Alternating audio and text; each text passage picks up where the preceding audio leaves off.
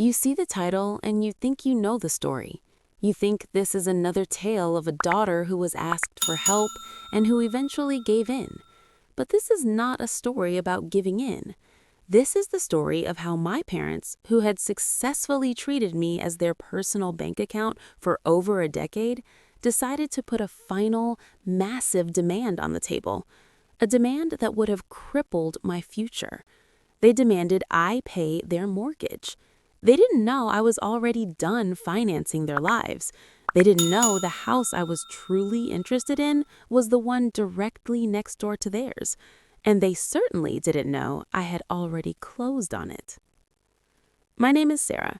In my family, I was what you might call the black sheep, or more accurately, the ATM sheep. I wasn't a bad kid.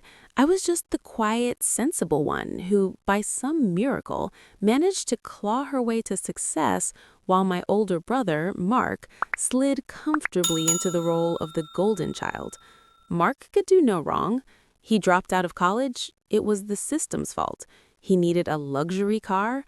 Mom and Dad dipped into their retirement. Meanwhile, I was paying my way through an engineering degree, working 3 jobs, and getting an email once a month that usually started with, "Honey, we're a little short this month. Can you float us $500?" $500 turned into $1,000. $1,000 went into covering their utility bills. Over 12 years, I estimate I poured close to $60,000 into their lives, money they never once offered to repay.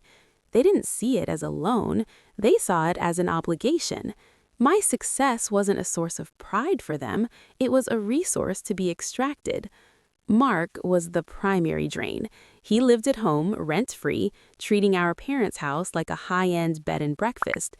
He never had a stable job because, according to him, the right opportunity just hasn't materialized yet. The truth was, Mark